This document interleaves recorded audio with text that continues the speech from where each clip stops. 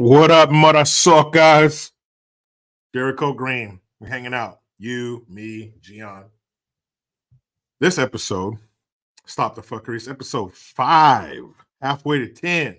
10. I give it a fucking 10. Movie's that from? Anyway, episode 5. And it is titled Christmas. It's coming off the heels of Christmas, but a few days ago, you still have your tree up. You still your trash can that you put out on the curb this week probably won't close because all the boxes of shit you got. I will tell you this. I will give you this life hack that I saw on Instagram or some shit, and I tried it, and I didn't have to do it. Anyway, let me explain to you how you do it. So you cardboard boxes, no matter how big they are, no matter how thick they are, you take your hose and you spray them down, soak them with some water, wait like 20 minutes or so, and then they're easy to fold up. I mean, you could take a box 2-3 feet long or whatever and fold it up into like the size of a shoebox. But we had some rain over the past couple of days, so I just left the boxes outside. Easy, folded them up, stepped on them, throw them right in the trash can. Because you know the garbage company, they be tripping if your shit doesn't close. If it doesn't close a couple of times, they leave you a little note. Like, man, you ain't even got to pick that shit up. It's not like it's heavy and you're going to hurt your back. A fucking robot arm comes out of that thing and picks it up. Pick that shit up.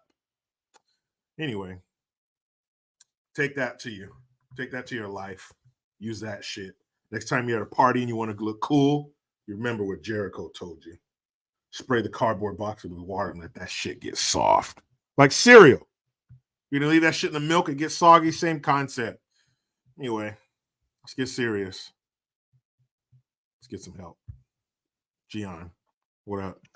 Welcome to episode 5 of Stop the Fuckery. Stop it. Right now. Yeah, man. Right now. This is our last episode for the year, not totaling all the ones that were on your channel originally. I don't know how many we've done. If we counted, we might be on 20 something by now. But yeah, a lot. But what an interesting year it has been. So much fuckery, and we have delved into so many topics so far. We might revisit topics in the near future of 2024.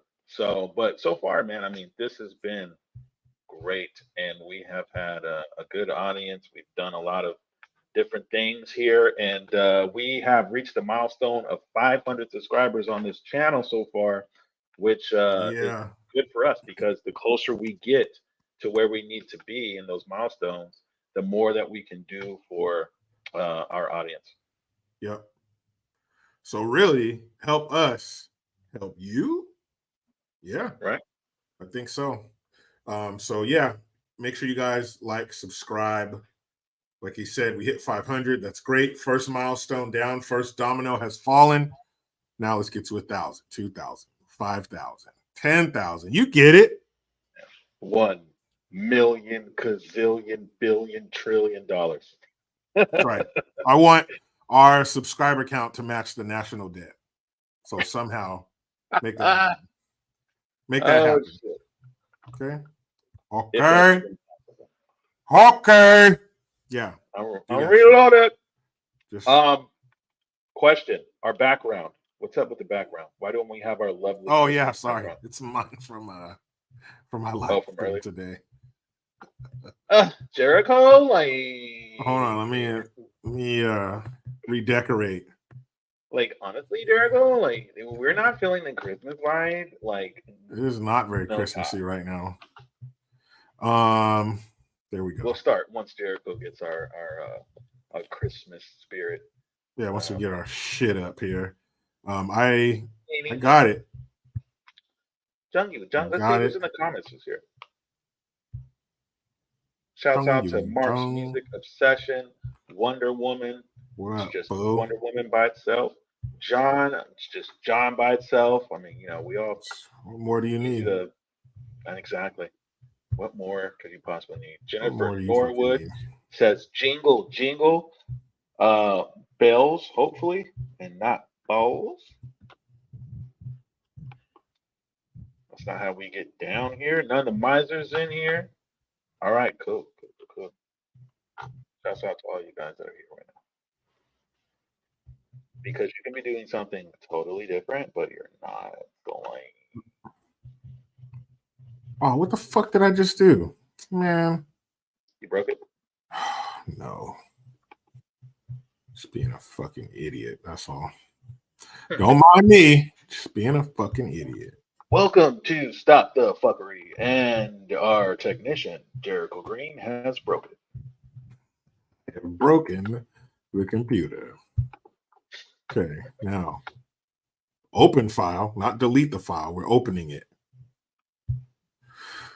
So, bitch. All right, here we go. Add the background. Retrieve the file. There, it has been retrieved. It has been retrieving.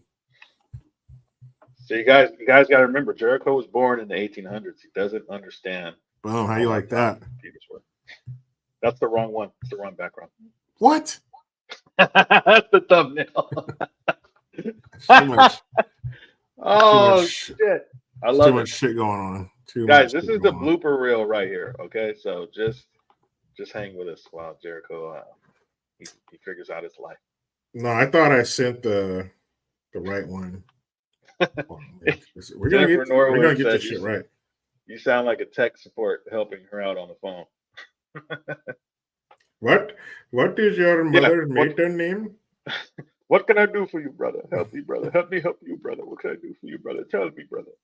Hold on, we get this shit. Please. Get this shit right. Here we go. Watch this. Come on. Refresh. Mark's music obsession, you're different because you understand laptops. Jericho does not understand. The only laptop Jericho understands is Hunter Biden's. That's right. And that one, you don't want to touch that one. Better put some gloves on. That laptop got cum on it. That has DNA all over that laptop. That's faux show. Okay. Now we got it. Now we got the right one. We label this shit again.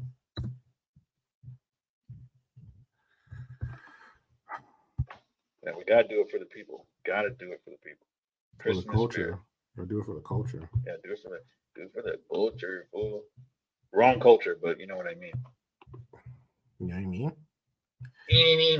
Do it for like Michael. I was watching a video on that the other day, and they're like talking about it like there's a little science behind it. They're like, it's called vocal fry, and when you talk, like it has to be like a vibration, like deep in your throat. I'm like, oh god, this is like a whole thing about how Valley girls talk, and I'm like, first of all, we don't need Valley girls. That's not like, is this real? Yep. Weapon X said finger herpes after touching Hunter's laptop. Bam, there you go. Background, everything. Now we're ready. Yeah, he's got all right Christmas spirit. Now we can get Christmassy. Jingle bell, jingle bell, jingle bell rock. Okay. Well, since we spent about 12 minutes trying to figure that out, let's go right into the stories. I say, unless you have anything you want to announce first. I got shit to say. Cool, I do. Fuckery 5, the last Fuckery 5 of the year. We had missed. It was 2 weeks ago, I believe. It's because we did one last week with Anthony Brian Logan on the economy. This one for Christmas. So we're taking a week hiatus. So we'll see you again after this show in 2024. Let's get right to it, guys. That's right, bulls. Okay. Americans ramped up spending during the holidays despite some financial anxiety and higher costs. Excuse me. Okay. Holiday sales rose this year and spending remained resilient during the shopping season, even with Americans wrestling with higher prices in some areas and other financial worries, according to the latest measure. Holiday sales from the beginning of November through Christmas Eve climbed 3.1%, a slower pace than the 7.6% increase from a year earlier, according to MasterCard Spending Pulse, which tracks all kinds of payments, including cash and debit cards. This year's sales are more in line with what is typical during the holiday season. However, after a surge in spending last year during the same period, this holiday season, the consumer showed up spending in a deliberate manner, said Michelle Meyer, chief economist, MasterCard Economics Institute. The economic backdrop remains favorable with healthy job creation and easing inflation pressures, empowering consumers to seek the goods and experiences they value most. The number of people seeking unemployment benefits has remained very low by historical standards, and employers are still having a hard time finding enough workers. Still, sales growth was a bit lower than the 3.7 increase MasterCard Spending Pulse had projected in September. The data released Tuesday excludes the automotive industry and is not adjusted for inflation. Whoa. Clothing sales rose 2.4%, though jewelry sales fell 2% and electronics dipped roughly 0.4%. Online sales jumped 6.3% from a year ago, and in-person spending rose a modest 2.2%. Consumer spending accounts for nearly 70% of U.S. economic activity, and economists carefully monitor how Americans spend, particularly during the holidays, to gauge how they're feeling financially. There had been rising concern leading up to the holiday about the willingness of Americans to spend because of elevated prices for daily necessities at a time that savings have fallen and credit card delinquencies have ticked higher. In response, retailers pushed discounts on holiday merchandise earlier in October compared with a year ago. They also took a cautious approach on how much inventory to order after getting stung with overstuffed warehouses last year. The latest report on the Federal Reserve's favorite inflation gauge, issued Friday, shows prices are easing, but costs remain still higher at restaurants, car shops, or for things like rent. Americans, however, unexpectedly picked up their spending from October to November as the holiday season kicked off, underscoring their spending power in the face of higher costs. A broader picture of how Americans spent their money arrives next month when the National Retail Federation, the nation's largest retail trade group, releases its combined 2-month statistics based on November and December sales figures from the Commerce Department. The trade group expects holiday. Wait a minute. The trade group expects U.S. holiday sales will rise 3% to 4%. That made no sense to me, but that's what it says. That's okay, NBC. That's what it says. The trade group expects U.S. holiday sales will rise 3 to 4%. Wait, what the fuck? Who wrote this? The lower than 3-year-old. And then. Yeah. The lower than last year's 5.4% growth, but again, more consistent with typical holiday spending, which rose 3.6% between 2010 and 2019 before the pandemic skewered numbers. Industry analysts will dissect the fourth quarter financial performance from major retailers when they release that data in February. The big concern, whether shoppers will pull back sharply after they get their bills in January. Nikki Baird, vice president of Aptos, a retail technology firm, noted customers already weighed down by high inflation and high interest rates might pull back more because of the resumption of student loan payments that kicked in October 1st. I am worried about January, she said. I can see a bit of last hurrah. So I think that there was a slight uptick, a few percentage points in sales despite the high cost of things. I think because a few things. Number one, people probably wanted some sense of normalcy in the face of all of this financial burden that they're dealing with. They still have to buy stuff, even though the cost is higher. You still have whatever size family you have. You still have whatever amount of mouths to feed that you have. There are certain things you have to do. You have to wash your clothes. You got to fuel your vehicle. You still have to meet these costs. So whether you had to find another job or maybe your job gave you a raise or something, you somehow had to find money to maintain the status quo. And I think people did do that especially if you have children, because when you're an adult, let's say it's a couple, yeah, you might be excited for them to open the gift that you got them and vice versa, but the same excitement isn't there as a child. You're not laying in bed like you just took a hit from a crack pipe and you can't fall asleep because it's Christmas morning in the morning, or you don't jump out of bed at 5 a.m. only to have your parents rebuke you at their bedroom door. That excitement's not there. So Christmas morning isn't the same. But if you have kids, especially little kids, you still want them to have Christmas. You still want them, you want to shield them from as much adult real life shit as possible. And if that comes in the form of keeping the same amount of presents under the tree or getting the things that you know they want, then so be it. But I don't think that the economy's doing better. That's why people went out and spent. No, because again, they said it withheld, or it didn't include automotive sales and some other things. I just don't think that the economy has improved to a point where that's why that we have this extra money, we have this disposable income again, so let's go nuts on Christmas. I think if that was the case, you would have seen record numbers across the board that probably would have shattered the previous records, because people are like, shit's back to normal, prices are back down, I do have extra money, the water has receded from here. It's right up here, you got to go like this, but it kind of receded down to here. So, all right, cool. I still got shit to take care of, but this is much more manageable than up here. So that's why I think there was some increase in those numbers, but to say that shit's back to normal, everything's fine, hell. No, yeah, you that was a great take, because that's almost identical to what I was just gonna say, was that it's not like people are gonna not have a Christmas, or you're just gonna have December with no Christmas. You're gonna have November with no Thanksgiving.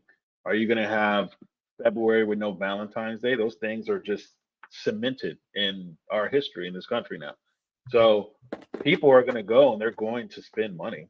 They're going to Mhm. try and have a Christmas because it's not just about buying a tree and decorating and all that. It's about family regardless. And a lot of people have family members that are no longer here. So Christmas, a holiday like Christmas is one where family gathers. Family you may have not seen in a year, years, months, whatever the case may be. And Mhm. so people are going to they're going to put money out there. They're going to consume. You know what I mean? They're going to get gifts. They're going to get things for their family members, whether it's small or big. And I think people are forgetting how many people actually exist on this planet and in this country. So when you're looking at it and you're going, oh, well, people are spending money. Duh. It's the same as if gas is $5, people still have to get gas. So of course they're going to go to the gas station. People are going to get gifts, then they're going to go to the stores, they're going to go to the malls, they're going to go, like, there's nothing that about this that is like miraculous or shocking to me. People are going to Mhm. do what they're going to do because that's what they're conditioned to do. And for Christmas is no different. So the economy is not doing better. And if whether the economy was doing better or doing worse than what it is currently, it doesn't change the fact people are still going to celebrate Christmas. It's like there's no getting around that. So not shocking information to me at all. And NBC is NBC, so they're gonna try and make it seem like Yeah, Bidenomics is working. it's trickling down, people. You feel that? You feel those droplets on your head and your face? That's Bidenomics trickling down. Yeah, right. Speaking of Christmas, shout out to my wife and kids. They got me a new chair for my studio. This shit is comfortable. Um, yeah, certain things, and people might say, well, then just don't have Christmas, or maybe don't buy as many gifts. And that's definitely easier said than done, especially again if you have children. And to cancel Christmas, or why don't you guys make your gifts? Like, shut the fuck up. That's a pretty extreme to not have Christmas, to not get a tree, or to maybe not get as many presents. And not getting as many presents is much more doable, but you're still going to try to get those, at least one or two of the things they really want. because at a certain age, when kids, once they're in school and stuff like that, they're writing letters to Santa and shit like that. They're good at letting you know pretty much all year long, or definitely around Christmas, what they want.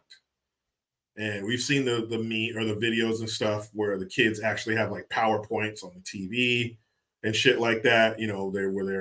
They send out text messages. They're going to make it clear what they want. And as a parent, you want that. You want to put that smile on their face. You remember what Christmas morning was like. Maybe you got burned on some Christmases. Maybe you were in an extreme situation where you didn't have Christmas. Some shit like that. But you want that smile to be on your kid's face. And I think actually the worse your Christmas was, the more you're going to want to make it good for your kids, so they don't have those feelings that you did, the sadness that you did. You want their Christmas morning to be the shit. You want them to jump out of bed and be so happy and scream and jump up and down. Thank you, mom and dad. Now, of course, that's only going to last for a few minutes because there's still a little shit inside. The kids are going to be bickering again in 10 minutes. You're going to be yelling at them to pick up the wrapping paper, but that's not the point. The point is, from wake up to tear the wrapping paper off, you want that shit to be a home run. Okay. Oh, I saw this one earlier today. Homer. This little motherfucker right here. Damn it. These are one of the things where you just gotta fucking smile. You know what I mean? You just gotta smile. You gotta laugh. Because he's 3. He doesn't know. But still, damn it. You little shit. North Carolina toddler opens entire family's Christmas presents at 3 a.m. Damn it, boy. Why were you up at 3 a.m.? Okay. A North Carolina couple woke up Christmas morning to what they described as a terrifying scene. Their 3-year-old loudly requesting a pair of scissors. Scott and Katie Rantkins. Oh, that's a tough one. Scott and Rantkins. Scott and Katie. We'll call them Scott and Katie. Their toddler secured an early preview to Christmas by waking up at 3 a.m. to unwrap his entire family's presents. He probably thought, man, this is the best Christmas ever. I got all these gifts. The 3-year-old had found his Superman web shooters, and so he wanted scissors to cut them out. Scott, who works as a science fiction and fantasy author, said in a phone interview Tuesday morning. The couple has 3 children, ages 3, 6, and 1. Katie said her 3-year-old son had unwrapped literally everything from the tiniest eraser to the biggest box. The gifts had taken hours to wrap the night before, the couple said. The 3-year-old, whom Scott and Katie lovingly refer to as the midnight perpetrator, explained to them that he unwrapped the presents because he didn't want his family to be confused. Oh, see? He wanted us to be able to see our presents so we knew what they were, Scott said. I think he legitimately just felt that he was doing a service to everyone. He will not do it again next year, we hope. Oh, here's a little video from the dad. Boy, I tell you. All right, I just have to add, my son's version of the events was he came downstairs and wanted to open all the presents so no one was confused and they all knew what they had gotten. Nice tree. That's his story. So,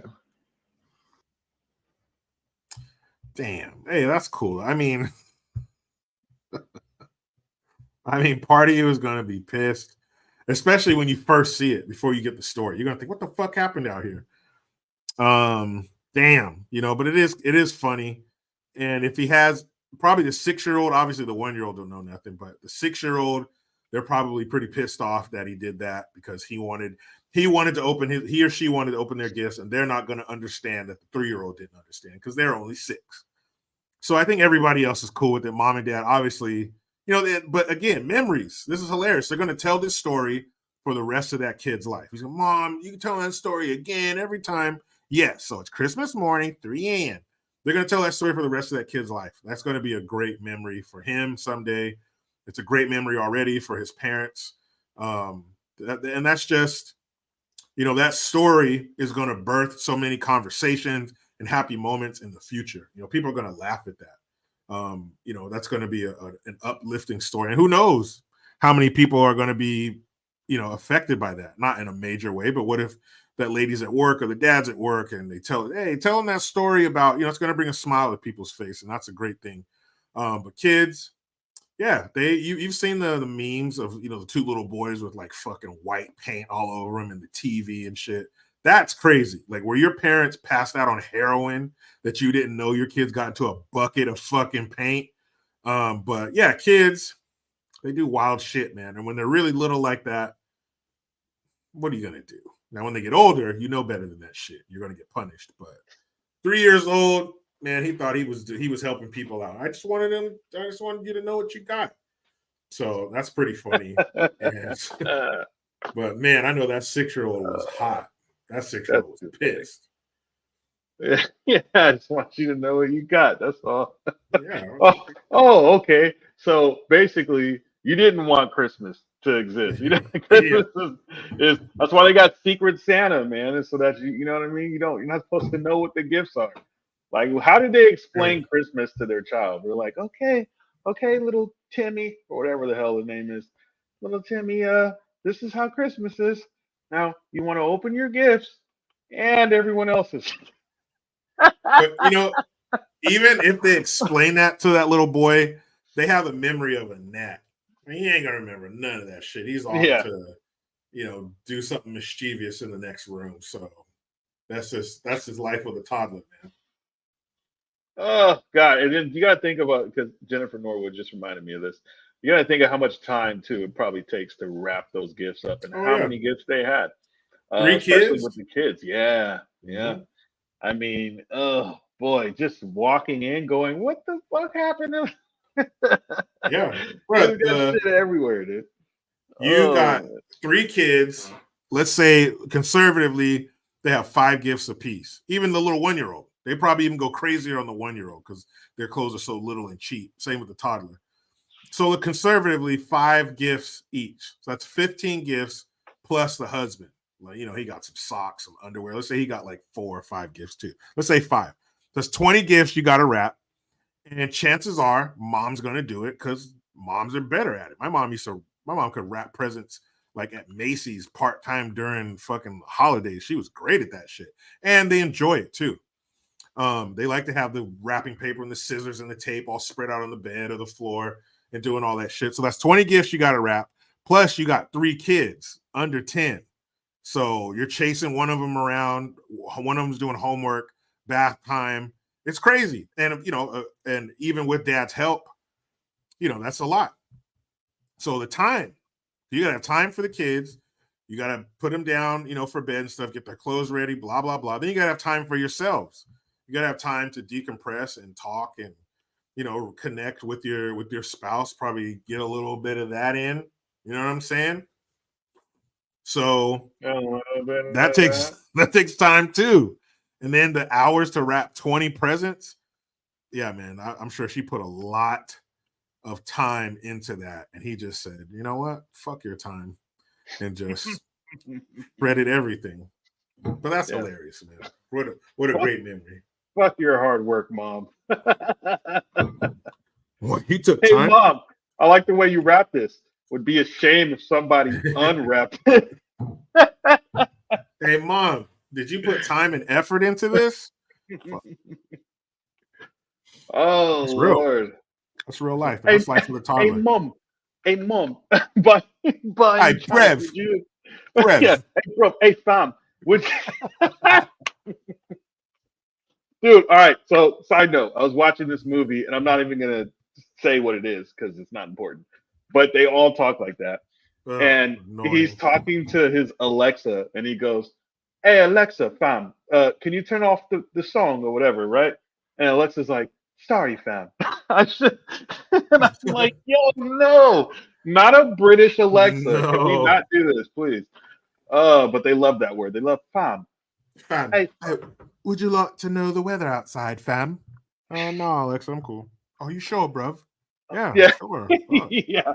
Are you okay, bro? I'll check on you in a little bit, bro. Okay. Okay, right, fam. Okay. I'm going to sleep, fam. Alexa's going to sleep, fam. Night. No, here it would be bro. Bro, hey, you want to know the weather outside, Yeah. bro, Yeah. Hey, bro. bro. Hey, bro. It's gonna be cold tonight, bro. My kids say that, bro. They're talking to their friends, bro. I'm like, hey, kill that shit. I don't want to hear that. It's fucking annoying.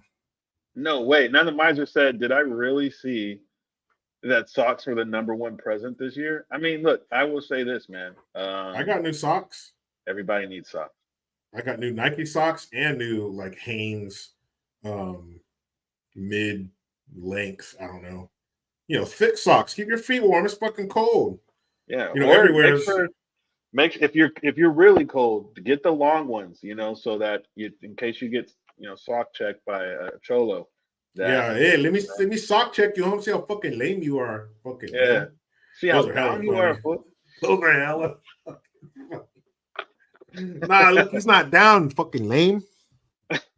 he's not down, fool. He's got ankle socks, fool. Fucking lame.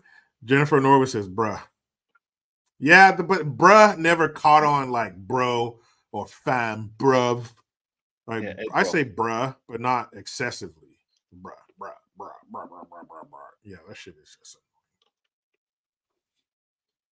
annoying. Oh, socks and Crocs? Hell no, I don't wear no fucking Crocs. If you ain't a nurse or a teenager, wear no damn Crocs. That's who it started with. The nurses and shit, doctors and hospitals used to wear the Crocs. And then fucking something happened. And I don't know. She says give it time. I don't know if I'll get into the Croc craze, but my best friend, he just succumbed to the Hey Dudes. He got a couple pair of Hey Dudes. Those are supposed to be real comfortable and shit. So those are also popular among the youth. Yeah, but I'm cool with that. I don't think I'll be wearing any Crocs. They're fucking ugly. I've never worn Crocs, and I have no. Hell. You could do too much shit to them. Like they got shit you could put in them, like Croc charms and shit. Hey, come on. Oh yeah. I've seen that stuff. That's for kids. That's for kids and females. So females. Yeah. Yeah, female children is what that's for. No New Balance. I got some comfortable Nikes that I do my yard work in, but it's not because I have like foot problems. I just some cheap Nikes to do chores and shit around the house. But no New Balance yet. No arch supports yet. All right, story number 3, fam. All right, fine. Bruv. Hey, bruv. Oh, here we go. Florida teen accused of fatally shooting his sister in argument over Christmas gifts. Come on.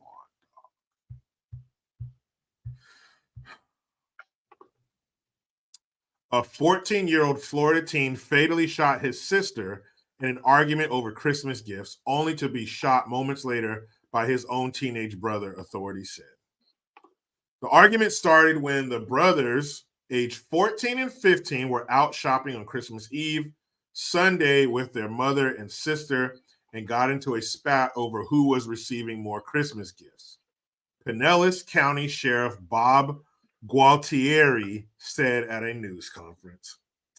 After shopping, the boys, their mother, their 23-year-old sister, Abriel Baldwin, and Baldwin's 2 younger children, aged 11 months and 6, so she had that baby when she was 17, went to their grandmother's home in Largo, where the argument continued.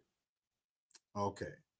So we got a mom, a 14-year-old son, a 15-year-old son, and a 23-year-old daughter. And in tow, they have the 23-year-old's 6-year-old and 11-month-old. And they're going to grandma's house. So mom, grandma, and a daughter who had her first child at 17. What's the picture that's starting to be shaped in your mind as to what these fucking dummies look like? That's when the 14-year-old brother stood in the doorway. He took out his, not his mother's, he took out his .40 caliber semi-automatic handgun and he pointed it at his brother and told him he was going to shoot him in the head, Gualtieri said. There it is. With a Smith & Wesson 40 cal. The 14-year-old tried to get his 15-year-old brother to fight, and an uncle ended up separating them and moving the 14-year-old outside into the driveway. An uncle. That's where he found Abriel carrying her 11-month-old baby in a carrier. She told him, "You all need to leave that stuff alone. Why are you trying to start it? It's Christmas." The 14-year-old argued with her, called her derogatory terms. What do you think those were? And shot her in the chest as she was holding her infant in the carrier. Gualtieri said she fell and the baby fell too, but was unharmed. The 15-year-old brother then came outside, took out a 45 caliber semi-automatic handgun. "You shot my motherfucking sister," and shot the 14-year-old one time in the stomach. The sheriff said there was an 8-second gap between the time the 14-year-old shot Abriel and before he himself was shot. At the time he was shot, he was no longer in possession of his gun. The 15-year-old then ran through the gun in a nearby yard and fled to a relative's house in Clearwater. Abriel was taken to a hospital and died of her wounds. She was just a woman going about life, doing her thing with her 2 kids, Gualtieri said. Now you got an 11-month-old and a 6-year-old boy, and their mother's dead. The 14-year-old was, okay, see, maybe the same person who wrote this article. Oh, it's NBC again, so here we go. The 14-year-old underwent surgery and was stable. He will be yeah, the 14-year-old underwent surgery and was stable. He will be released from the hospital to the State Department of Juvenile Justice. The 14-year-old was charged with first-degree murder, child abuse, and being a delinquent in possession of a firearm.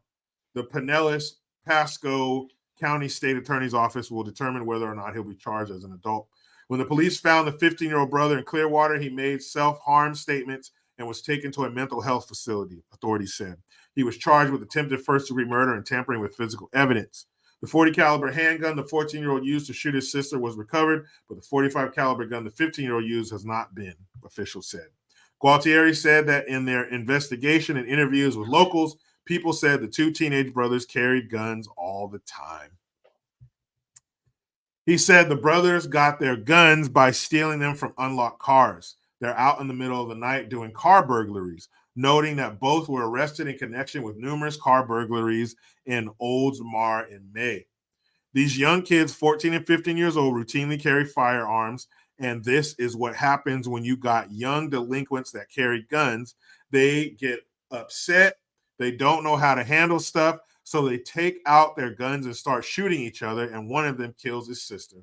The 14-year-old has arrests dating to when he was 12 years old, including being a minor in possession of a gun, disorderly conduct, grand theft auto, auto burglaries, and battery on a school employee. This proliferation of guns in the streets and guns in this area and guns in the hands of these kids is the worst I've seen. I don't think we've ever seen it this bad. I really think we need tougher laws to deal with these kids. They're not getting the consequences they should get, he said. Well,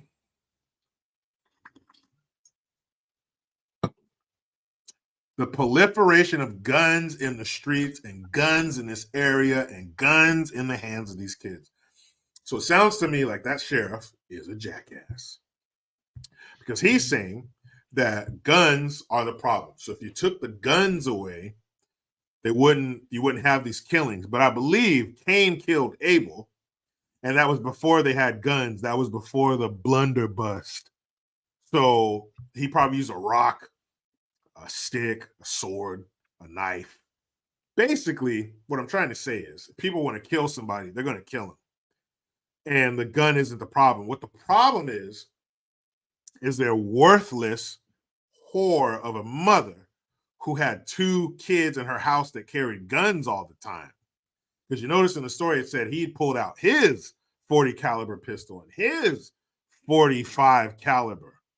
So this bitch had 2 little nigglets, 2 little future, Department of Correction numbers. Obviously, they're both going to prison. One's going to prison for first-degree murder. The other one's going to prison for attempted first-degree murder because he shot his brother in the stomach. This is what happens when you don't have a father. When you have a single mother in the hood raising these fucking savages. Her daughter had her first baby at 17. Hey, guys, that's not ideal, is it? That's not what you hope for your daughter. I hope she's pregnant and has a baby on her own at 17 and then has another one 6 years later, and she's raising that one on its own too when it's less than a year old. That's what I want for her. Nobody says that. Nobody wants that. When you're laying down and you're letting these fucking thugs all up in your crevice, this is what happens. You have these boys with the bodies of men and the mentality of a woman. They're too emotional. They don't have a father there to tell them and teach them how to regulate their emotions, how not to fly off the handle and shoot their sister in the chest over some fucking Christmas gifts. That is ridiculous.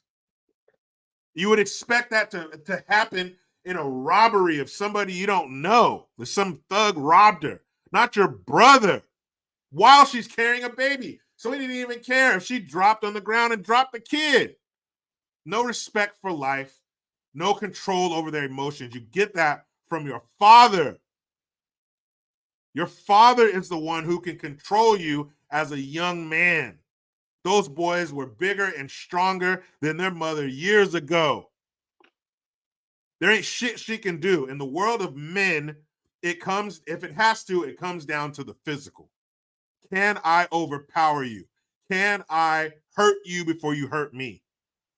And if you're a father and you have to, you're going to have to go toe-to-toe with your son and yoke that little motherfucker up and choke him out and lay him on the living room floor and give him some water when he wakes up. You ever seen those jiu-jitsu videos when they choke somebody out? They shake their legs and hit them in the legs. That's what your father is there for. Your father is there to teach you how to control your emotions and how to treat women, how to move throughout the world as a man, how to deal with other men, how to talk shit out. If it comes to it, fight. Don't pull out a gun and kill your sister and then pull out a gun and shoot your brother in the stomach. This shit is disgusting. The gun is not the fucking problem. You can put a loaded gun on the floor right here in front of me, and I'm going to leave here. When I come back, it'll still be there because I'm not a murderous psychopath. That woman failed her entire fucking family. That mother should be in prison with her sons. Not in the same prison, but you know what I mean. She needs to go to prison. You created those little fuckers. You created those little killing machines. Those little heartless murderers. You created them. So therefore, Dr. Frankenstein, you got to go to prison with the monsters that you made. What the fuck? You shot your sister over Christmas gifts? And I knew when I was reading the beginning of the fucking story what these fools look like. Mama, grandmama, baby at 17. You know how the fuck this story ends. Man, please. Go ahead. Yeah. That I second a lot of that. Basically. I had a feeling too. I was like, you know what? Just as fuckery as this sounds, I'm like, I know who's behind it. I know who did it. I mean, there's so many details in this story that you're just like, of course. They were carrying guns on the regular. They were committing car burglaries. They were they had a rap sheet already, like by the time they were 12 years old or at 12 years old. Bro, they probably terrorized that whole area. They That's what probably I'm saying. terrorized the whole area. They were little menaces. To each other, too. No sense of family. You cared about Christmas gifts that much when you could have just robbed people of things because apparently you were doing it anyway. I mean, that's how apparently they came across these guns was uh, doing car burglars. So, I mean, and then when you're addressing the whole guns are bad, take out the gun in this whole entire scenario, and the whole scenario is still awful. Like it because of the behavior of not just these kids, but it seems like the whole damn family is just I don't know why they're breathing air to begin with. It's like they're just taking over extra space on this planet for people that actually want to do good in the world. This is insanity from start to finish, to be honest. Literally from start to finish. 14 years old, 15 years old, 23 years old. I am dying to know what the mom's age is. Probably 41, Yeah. 42, probably young too. You Yep.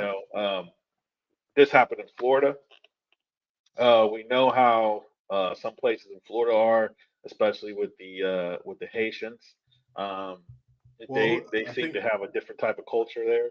Bad Mom says unbelievable. Clearwater and Largo are expensive areas too.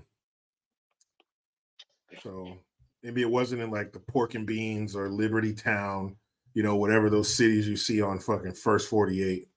But I mean, even so, you can take them out the hood, but you can't take the hood out of them.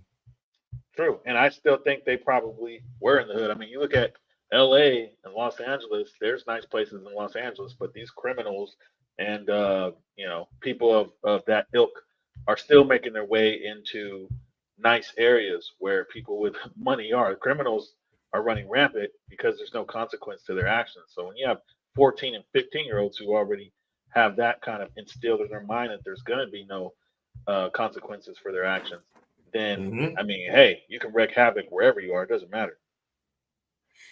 Yeah, and they don't care. Yeah, the They're craziest thing. they don't. I'm sure they don't act properly in certain surroundings. Yeah, they're savages and probably loud, foul mouthed dumbasses wherever they go. Oh yeah, I mean, look, man, we just saw that kid on Instagram, blowing up about cursing and talking about things that he shouldn't be talking about at like the age of 8 or however old this kid He's is. 9. That little motherfucker 9. is 9. Yeah, I mean, look, there's so many kids with that behavior due to their parents and due to their surroundings and their neighborhood and all that. Like this, the most insane thing about this is that it's within its own family. So Yeah, that should tell you a lot about behaviors, within a generation and that type of. I don't call it culture; it's just behavior. That's not black culture at all. You can fuck never lump no. me in with that. That is just behavior. That is, I don't know. These people keep adopting this type of behavior is insane. So that kind of takes you out the Christmas spirit right there, man. Losing a family Sure member does. and honestly going to lose the kids too, because yeah, they're on their way to jail. Hopefully, Yep. And now you don't get any Christmas presents, you stupid little shit. Now yeah, you get nothing. Now you get nothing. You get a jail Christmas present, whatever that is. yeah. And that little bastard we're talking about, the 9-year-old who's shooting with the Glock, stick my dick in her throat, and that's really literally what he says, what he talks about: shooting people, killing people, and having sex at 9 years old. I thought that was a problem. Children talking about having sex, but whatever. Um, you wish that a Huxtable family. What was the family with Robin Thicke, Growing Pains? You wish that a family like that would take these boys in and show them love and structure and discipline and family and save them, because it's environment. Just like you said, it's behavior. It's the behavior of the people in their environment. If you take those kids out and put them in good surroundings, they will be good. They will learn how to talk properly. They'll learn how to dress properly. They'll learn value for life. They'll learn family. They'll learn what a man is supposed to do, what a man is supposed to be. They're not incapable of learning those things and having those things imparted on them. They're just not around it. They're surrounded by savagery, so they're going to be savages. If you put those poor kids in the right surroundings, they would be totally fine. But unfortunately, they're in the wrong surroundings. And here's a fucking coincidence: That little 9-year-old boy who raps about filthy shit, he's getting raised by a single mom too. Perfect. He's on a one of those things where they have like the white background and she's sitting there on a stool and these guys are coming up trying to talk to her, flirt with her, and the little boy, little rapper kid, he's standing there talking shit to him. Oh, you an ugly ass nigga and all this shit. Why is he even involved in that process? Why are you looking for a man? Obviously, you can't handle this little boy with, right now, but why are you out looking for a man when you need to be home teaching this kid and getting him out of these fucking rap videos? But you're out here dating and have him involved in it. Like what? You need his approval? Is that your man or something? You need his approval to date people? Why is that little boy involved in that shit? Why is he there on a dating kind of atmosphere with you and these men? Like, what the? See, so the kid is her ticket out. Kid's her ticket out the hood, so to speak. So she's using that. She's using that kid, man. She don't have nobody else, So she's she probably looks at him like her man, kind of.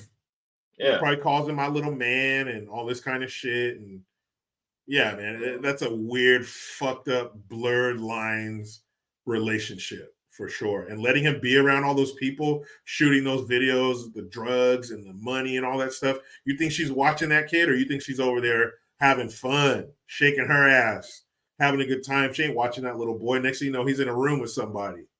She don't fucking care. Man, that's so terrible. I wish those kids would be taken away. Wish they were taken away by the Huxtables. Fucking show those kids some love and structure. That's all they need. Kids will be fucking scholars. Nope. Right? They'll talk like this. Father. Father, I would like to inquire, Father, that you said earlier I would have 4 Christmas gifts. We were speaking earlier about our Christmas gifts. Old boy. Boy could be sounding like that. Say, with the glass, sounds like he's fucking mentally handicapped. Oh boy. Okay, here we go, guys. More good news for Christmas. Psych is fucked up too. San Diego parents who mysteriously vanished before Christmas found dead in apparent murder-suicide. Man, you just fucked the whole family up. Wow, man, we started out with some pretty, some light stories, and now we're just getting into all the fuckery, huh? Dark shit. The bodies of San Diego parents whose mysterious disappearance 5 days before Christmas drove fear into the hearts of their adult children were found near the Mexican border in an apparent murder-suicide. Johnny and Melissa Soto, 52 and 45, disappeared from their San Diego house on the evening of Wednesday, December 20th. Their kids told local news outlets. On Tuesday, U.S. Customs and Border Patrol found a car parked in the parking lot of the Gold Acorn Casino in Campo, California, with the bodies of a man who had suffered a self-inflicted gunshot wound to the head and a woman who died of undetermined injuries, said San Diego police on Wednesday. As the apparent murder-suicide investigation continued, the 2 dead bodies were confirmed to be the Sotos. The tragic finding came after their children were stunned by their parents' vanishing act and worried that something awful had happened to the couple whose marriage was on the rocks. It felt like a normal night, Vincent, the youngest son, told the station of the night they vanished December 20th. Johnny was just sitting here watching TV like he always does. And my parents, they always talk, he continued. He asked me, "Hey, Vinny, can you leave for a minute? We're going to talk." So I left the house, not assuming anything.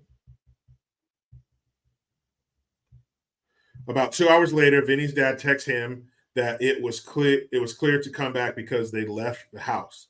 That was the last time anyone saw them, the affiliate said. Hours passed, and the couple, who reportedly separated in July after 20 years of marriage, never returned.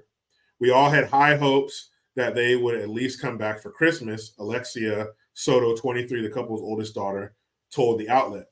The kids called the cops and also reached out to their aunt, Christina Sandoval. Sandoval told the network that the parents had left with nothing. They left with no clothes.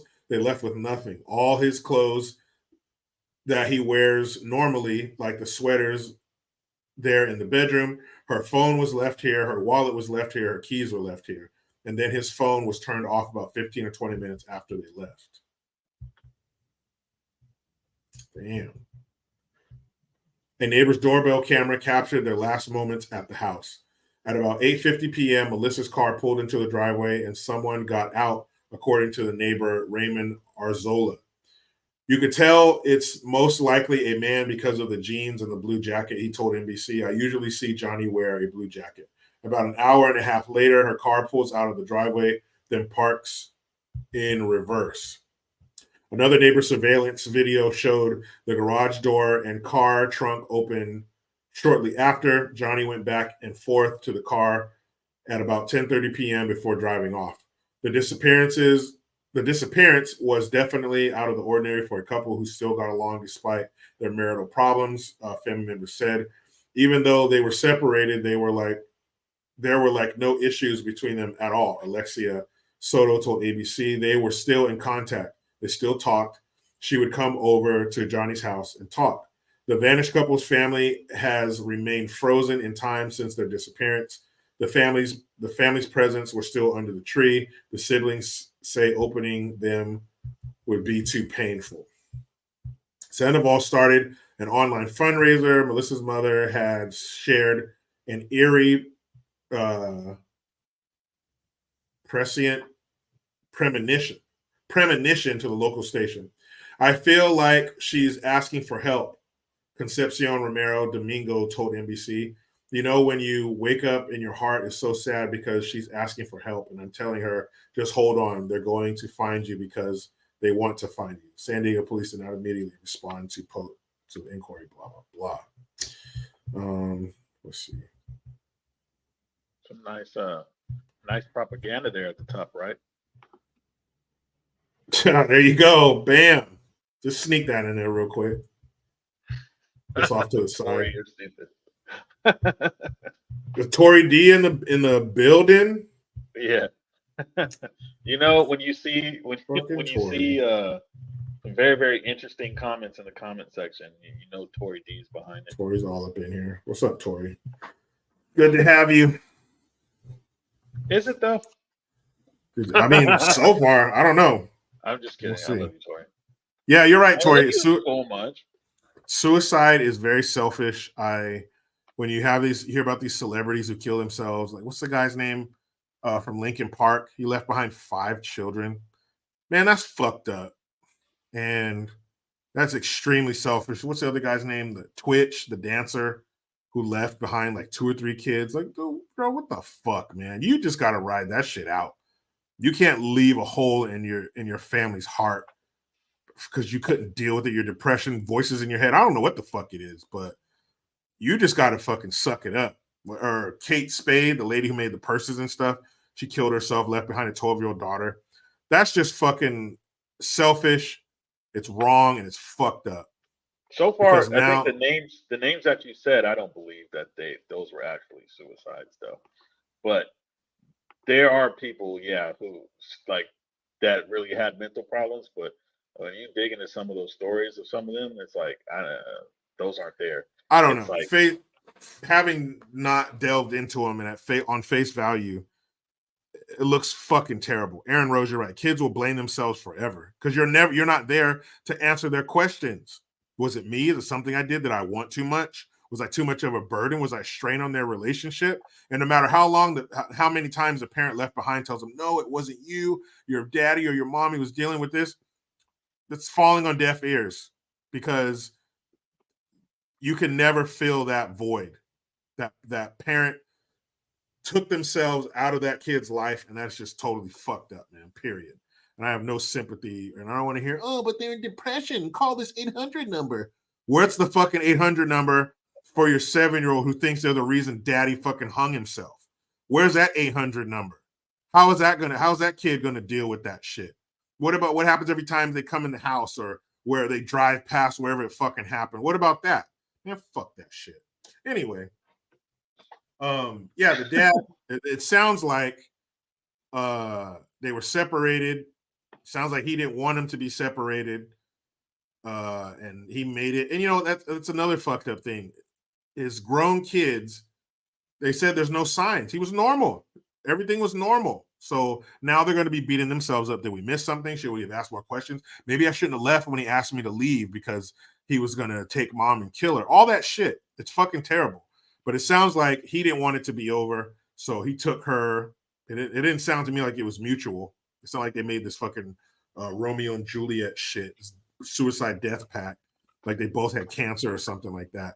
It sounds to me like he took her to that place, shot her, or they said it was unknown, so strangled her, whatever he did, and then shot himself like a bitch and took himself out of the equation. And that suicide is just, and this is for adults. I'm talking about adults, not people who are not minors who do it. That's horrific on its own. I have a guy I went to school with whose brother hung himself when we were in 6th grade. And so basically in the backyard. So we lived in like a rural town. So we had like a tree, an oak tree in the backyard, and he hung himself. And his mom and brother, his mom, it was 3 of them. And my friend was the youngest. So the mom and the middle brother came home and found him swinging from an oak tree. And, you know, he was like 16 years old or something like that, 15 years old. So, you know, when it comes to a child, teenager, or whatever, that's one thing, but an adult, especially adult with a family, oh man, you're a piece of shit. Yeah, I mean, I agree with you. I think I'm leaning more towards that way of just from looking at the information that we have, it seems like he did it, and it seems like he may have even did it there at the house. Yeah. Maybe I'm missing something, but from the timeline, it seemed like he told his son, I believe it was, Yeah. to leave for a while, and then I guess by the time he told his son it was okay to come back, they were already gone. So he could have done it at the house some way, somehow, smothering. I have no idea. I'm not going to get into details, but uh, something. And going off of what was said with the camera footage of opening the trunk and like all this stuff, it seemed like he could have done it there, Mm-hmm. and maybe just disposed the body in the car. And he was found in a car with a self-inflicted gunshot wound. So it seems like we're leaning towards that, but it's the story is really effed up in a way because it's like, yeah, you have kids that are involved in the situation too, and they don't know what's going on with their parents. Like, you know, and Mm-hmm. now they don't have either parent. I mean, losing one is horrible, especially, you know, one that you may be close to. And Mm-hmm. that could be, you know, in something tragic like a car accident or I don't know, cancer or something like that. Um something that happens tragically. But I mean, this, not that this isn't tragic, it is, but both parents, and for something that could be a murder suicide, Mm-hmm. is just traumatizing. Luckily, the kids, I believe, are a little bit older, but wow, um, where do we go from here? You know, type of scenario. And it's Christmas. This is around Christmas. This Mm-hmm. isn't around, you know, 5 uh, days before. March 8th or something like that, man. This is around the holidays.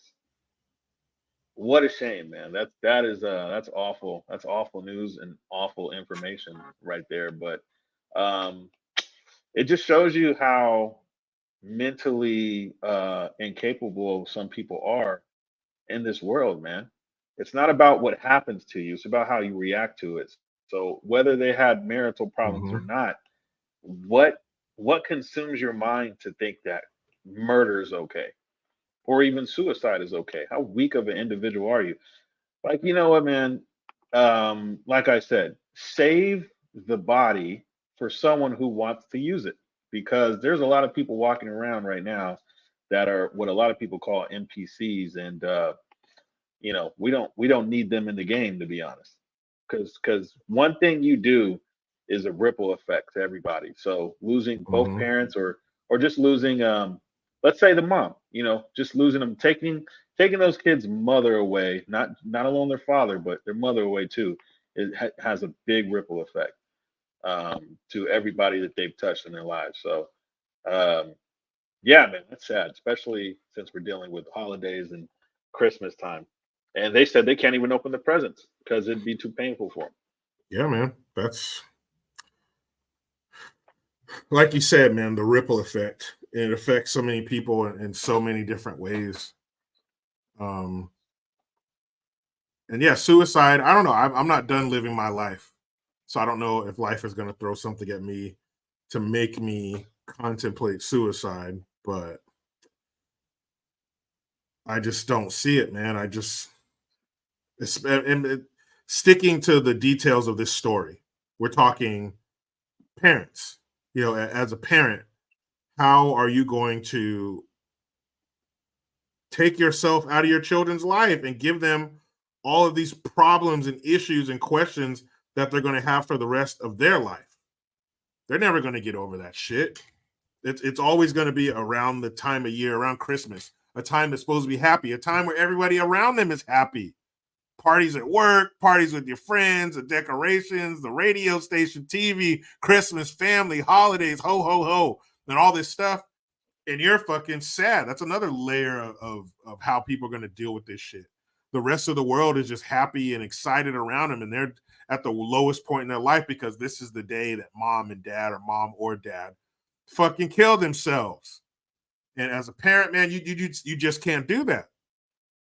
You can't do that. There's certain things you cannot do as a parent. You just have to deal with it. You have to live with those demons, get help. I don't know, but you can't kill yourself because you're saddling your children with issues for the rest of their life. And that is so selfish and fucked up too. And yeah, something's got to be wrong with you. Something's got to be mentally off for you to think that's okay for you to kill somebody for no reason. She left you.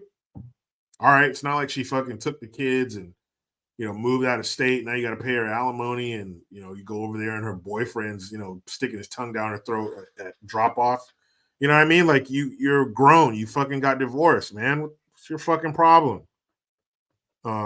It's just, yeah, Aaron, your kids can get, if they're young enough, they can get thrown into the system. You know, for what? That's just sad, man. What a sucker's way out. What a chump's way out. Let's see. I think this will be the last of the fuckery 5.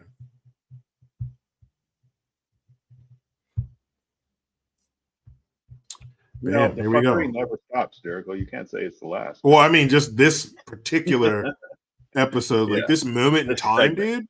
Yeah, Honestly, exactly. dude. Fucking Dude, Christmas, dude. Dude, fucking the fuckery goes on, bro. On and on and on. Son, 23, was best man at hero father's wedding before falling victim to fatal Christmas hit and run. Oh, it sucks to be human on this planet because of the other people. Here comes the fuckery. Prepare. Here we go. A Pennsylvania man was killed in a Christmas morning hit and run crash hours after serving as the best man for his father's destination wedding in Florida. Damn. Andrew Safranco, 23, was crossing an intersection in Melbourne, Florida around 12:18 a.m. on Monday when a vehicle traveling north crashed into him and fled the scene.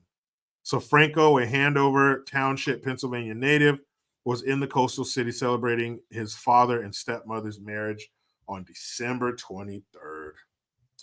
First responders say they found Safranco suffering life-threatening injuries and rushed him to the Holmes Regional Medical Center a mile away, where he was pronounced dead a short time later, the Melbourne Police Department said in a statement. The physician said he likely died immediately upon impact. Safranco's father, Douglas, told WOLF he didn't have a pulse when the paramedics got there. There's some very slight solace in the fact that he didn't feel any pain, but it doesn't really help the big picture.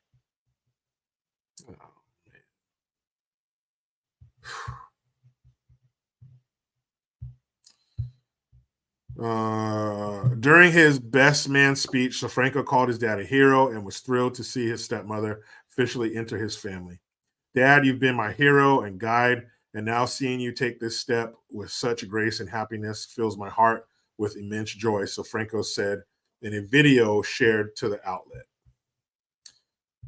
The newlyweds' destination wedding and honeymoon plans quickly changed as they are now making funeral arrangements and waiting for their son's killer to be identified.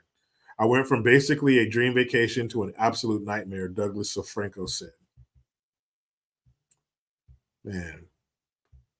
The heartbroken family says they are aware it was a white four-door Chevrolet vehicle and are hoping the driver comes forward. I can't even imagine the amount of guilt that they must be feeling as well. So I'm hoping that they listen to their conscience and do the right thing so that we can get justice for Drew. Sofranco's stepmother, Danelle Sofranco, told Fox 35. Sofranco was remembered by his family as being intelligent and a very caring person who was always there for anyone who needed him. He loved his family, football, video games, and his friends, and had plans to enlist in the U.S. Navy next year with the hopes of joining the nuclear field program. Sofranco's uncle said in a GoFundMe fundraiser. Damn. Following the fatal hit and run, a memorial was set up for Sofranco at the intersection where he was struck with baskets of flowers and a sidewalk chalk art mural created in his memory. Melbourne police are investigating the crash as a traffic homicide, but say it is unknown if any drugs or alcohol played a factor. Damn, that is fucking terrible. And in juxtaposition to such a happy moment, you know, there's no good way to lose your parents like the last story, or to lose your child. That's the worst thing life can throw at you. That's the worst thing life can give you, is to take your child. But yes, it's worse around holidays. And yes, it's worse when you're coming off of one of the happiest moments of your life. You're on a cloud. You're riding high. We're married. It went great. Everyone's down here is beautiful. We're about to get into our honeymoon. And like the story said, they went from enjoying a honeymoon to planning a funeral for his son. His 23-year-old young, life hasn't even started yet, son. I mean, Florida, if this makes any sense, fortunately it happened in Florida where they're tough on crime, where they have the death penalty. But this person, when they find him, they should be skinned alive and boiled. I mean, you fucking hit somebody and you left them. You left that boy laying there dying in the street on the pavement, and you left like a coward. What were you doing? Why were you driving so fast that you hit this boy and killed him on impact? And it was at midnight, 12:18 in the morning. Yeah, that fucker was drunk. But man, that's just horrific. My heart goes out to the father. They didn't mention his mother, but her too, stepmother, his siblings, friends, everybody who got that phone call in the middle of the night. Could you imagine? His parents, his dad and his stepmom were probably laughing with each other when they got that phone call. Yeah, hello? Yes, I'm his father. And then from that moment on, their lives will never be the same. And then he had to sit there and tell his wife, and then call his kid's mother, if he had any siblings. It's just fucking terrible. We all know, we're all too familiar with the process of death, receiving the news, telling the family, the people coming over and bringing food, just all that shit. And it didn't have to happen because some fucking asshole decided to drive like an idiot, probably under the influence, and kill this boy. That's the fucking shitty part about being a human being on this planet. Other people's stupidity, other people's poor planning can become your emergency. And that's just so fucked up. That's so fucked up that somebody else decides to be a dumbass and they can take your life or shatter your family's life. Take your nothing worse. Nothing worse than losing your child. And to have that brought on by a fucking idiot. Wow. I agree. That's not something, you can't just go, I'll make another one. No, you can't. There's time, there's literally years of your life, of resources, of knowledge, of education, of everything you can possibly think of putting in the creation of a life, and then the molding of that life, and literally in a split second, that life could be taken from you, and that life could be taken from them, their lives, and all of that, just literally in that split second, and that person is never coming back. And one of the things that I mean highlights this story as being really so sad is that it was on Christmas morning, and it seemed as if it was like a rebirth of new lives, because his dad was getting I'm gonna guess remarried, if he wasn't Yeah. married before.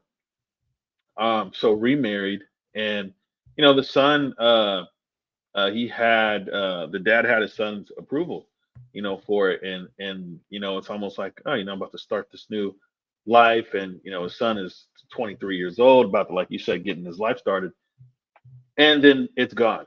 And what a drastic change, that you don't see coming. And once again, another story dealing with death around the holidays, around a time where it's supposed to be focused on family, and love and unity. And it's sad when things like this happen around this time, because when Christmas comes around every year, this is this is a reality, and it's thrown into your memory bank that this is something that happened, around this time. You're probably not going to have good memories when come Christmas. Um, it's sad, man. It really is. It's sad, but the fuckery always boils back down to people. And so, because of someone who was a dumbass, this kid lost his life because of the stories, prior, especially the two siblings, being dumbasses because of people. Mhm. The sister lost her life, and the kids are gonna get locked up. It's like, yo, people are just developing this existential, as the left loves to say it, um, threat level of fuckery. Like this behavior, and it's just consuming people. I don't know if they mentioned that the driver was drunk or not. It just said hit and run from what I remember. But um, people are always constantly the problem as to why things are happening. I think you were doing this in your live earlier about um machines or something like that being in Yeah. bathrooms. Canada, Yeah, baby. like people, man, and because people can influence, whether it be good or bad, this is how we get things implemented and pushed onto other people who are just trying to live their lives. And so this kid was going around trying to live his life, because he has so many years ahead of him, and it gets taken just Yeah. like that because somebody was a dumbass. And to keep things basic and simple, can we just get rid of the dumbasses? Can we get rid of that behavior? Can we get rid of that ideology? Can we get rid of this stuff? Because if people were actually, um, it just kind of influenced by the good things in life, whatever those may be to some people, we wouldn't have some of these problems that we see with a lot of these fuckery stories, man. It's sad. It gets worse around times like this. True that. I like a good portion of the comment section is saying, let's lighten it up a little bit, shall we? We went into the depths of humanity. Let's rise up out of the ashes like a phoenix. Let's have a fuckery fail. And this is Christmas fails of the week. Why are you acting like that? Yeah, good cat. You doing that shit? Fucking grown man. Why are you acting like that? Yeah, you female, you.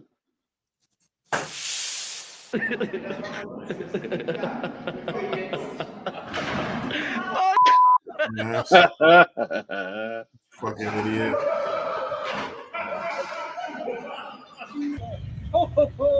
No, no, no. That looks good. The crap. Oh shit! Did he push her? Oh fuck! Did he push her? Oh man, there Oh, goes what a Candy Cane dick. Lane. Everybody, we're doing cheers. Drink it, girl. Cheers. Ha ha. Man. What did that happen? What the fuck? Somebody probably smoking through the cigarette. Making it. Oh, hold on. I'm not gonna make you guys watch this shit. Hold on, we'll get through this. Oh my god, look it, it's an advertisement. I've been advertised. Hey, shouts out to Israel for that fucking major propaganda that you had on those stories, though. That was great. I peeped that and I was getting sick to my stomach. Yeah, I appreciate it. Yeah, thanks, guys. on my show, you know what I mean? Like, Thanks, how you guys. do that on like my show? Like, Anybody be like, not me. oh my god, you can go over there, but like, not. It was so blatant. Like, how about no? No. These are your Christmas gifts. Dang With dicks. Fastway. Look at the care and precision that they handle our goods with. Oh, good one. That was a good one. He should have been first five. Oh, yeah, place that one nicely. Good on you. Yeah, Crikey. Frigilly written on it, did it? No, just chuck that in there. She'll be right. Asshole. Hell no, cat. Hell no, you dumbass cat. I'm going to be reading the instructions. Yeah, cats have no remorse, man. They Yeah, just- you're going, oh, come on, girl. Oh, my boy. You know better than that. Get together with friends and family. No, stop. Uh-oh. Oh, It's like always fun. a BBC, right? She got a BBC Yeah, I upside the head. Dang. Can you handle it? Yep. Yeah, fuck, Okay, go. fuck it. Difficult. Shit. That little girl. Ooh. That could have been bad. This is about to be bad. Yeah, it does. What the hell? There you go, Wow. girl. Yeah. Somebody didn't get presents this year. She gave you a letter. You know what she wanted. All right, yeah. There's some coal in her sock. Oh, hold It's on. too bad, man. That reminds me. Have you ever seen a video of those cops? It's like a funeral procession, and one of the cops is going too fast, and he hits these fucking dips. Oh man, I gotta find that fucking. No, I haven't seen it. Bro, he hits the dips too fast, and oh man, I'll find that shit. But it reminded me. This reminded me of that.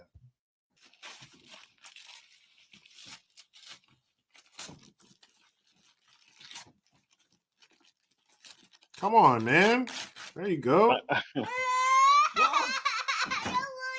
Oh, hell no, dog. Hell He no. said, no, I don't want it. I don't want it, father. Yeah. Fuck Mother, that. can you talk to father? I don't want it. Yes. Man. Driver.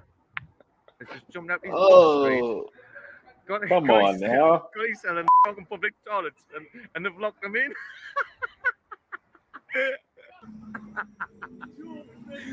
Hey, Merry Ooh. Christmas, mate. It's class, lad. How come we didn't? Never mind. Look at it. Look at the lock on this one now. Oh, they must not have known anybody was in there. That's fucked up. Hey. That's why they check. You're supposed to check, genius. Nah, man. Christmas time. You want to get home. So here is why somebody's not getting Christmas presents. Your back door's open. Your back door's open and packages are falling out. Oh, it's like, oh shit. Yeah, you're fired. Fuck that. So how was your last day no. on the job? Not a ladder. Yeah, you know that's not gonna work. Ooh. What is this, man? What the hell is this? easy bake oven? Did it Now all you by ain't getting shit yourself? for Christmas. What does this say? Santa, huh? That's right. Yeah, that was Oh, Santa. what? Christmas tree. This is supposed to be the stick, and I'm trying to make it like a little skinny, and I'm like, No, big no, like no, that. no, no, no, no, What no, no. stick? No, no, no, no, no. No, no, no. Oh, kid. Yeah, Was that a something else on goat? his mind. Or was it a dog? You might need the father around for that boy. Yeah, man, that boy needs a dad in his life quick. Because he's making dick cookies or whatever the fuck they're doing. Dick pizzas? No Oh, dick pizzas, God. man. Hold on. Get through this ad and we'll watch a few more. Father, would you like to watch another advertisement with me, yeah? Fuck that. Oh boy was making a dick cookie or whatever the fuck that was. Nah, not in Would this anybody house, like son. Would anybody like a cock cookie? Santa Claus is very upset. That better not be a fucking Yeah. animal. Oh, what? A dog did that? Oh man. Bruh, look. I'm all for the animals and all that shit. Yeah, they're companions, are part of the family. Be nice to them. But you fucking rip up my presents like that? There's got to be consequences. I don't give a fuck how cute you are. You roll up. Nah, fuck that. Yeah, you getting shaved or something. Something. Your ass is living outside from now on. Because I ain't no fucking. You always play with metal and stuff. I ain't no queer. I want that shit for. I want that shit for a present. No, I don't do it, man. It's not even. It's not even. Somebody's coming down. Help!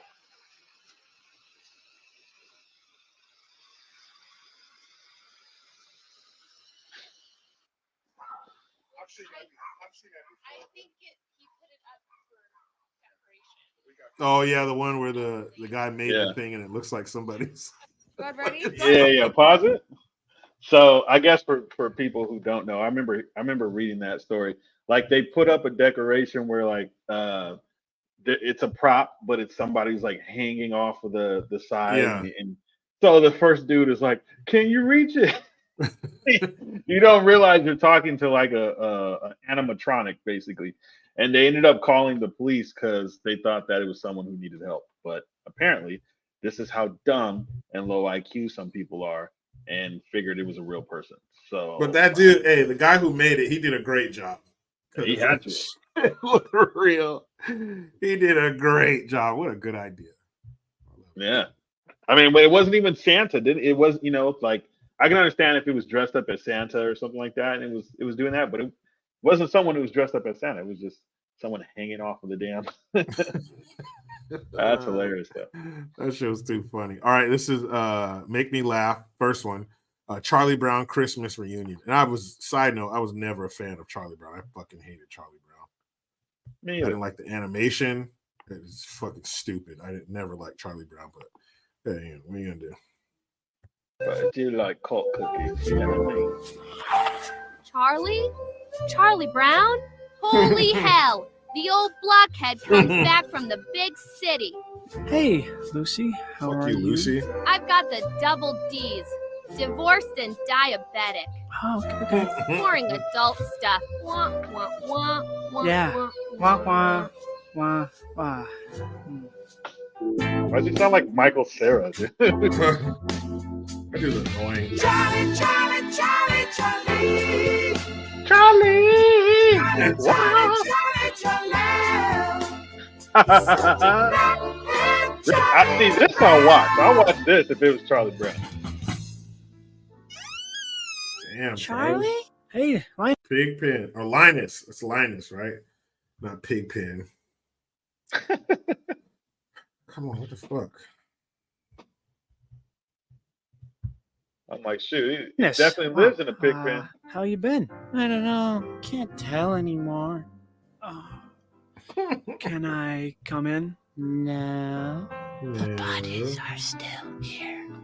Okay, then I guess I'm gonna go. See ya, Charlie Brown. I'm gonna hang myself with this. No, like, What's new with you guys, huh? no. Not much, Chuck. We gave each other Uh-oh. HPV. Actually, sir, you gave it to me. Wow. Jeez. Fucking gross. Get away! I'll call the cops, Mr. Charlie.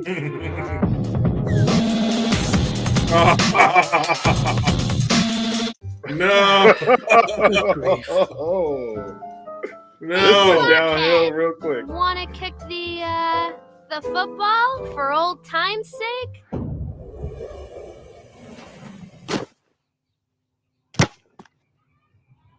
Go fuck yourself.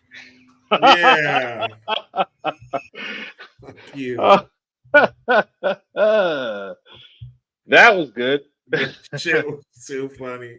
You into the fucking gay club? Oh no. Keen. That shit was funny. Oh Lord, that's too bad. Get away. I'll call the cops. Pigtails Oh, fell no. on hard times, dude. They fell on sure hard did. times.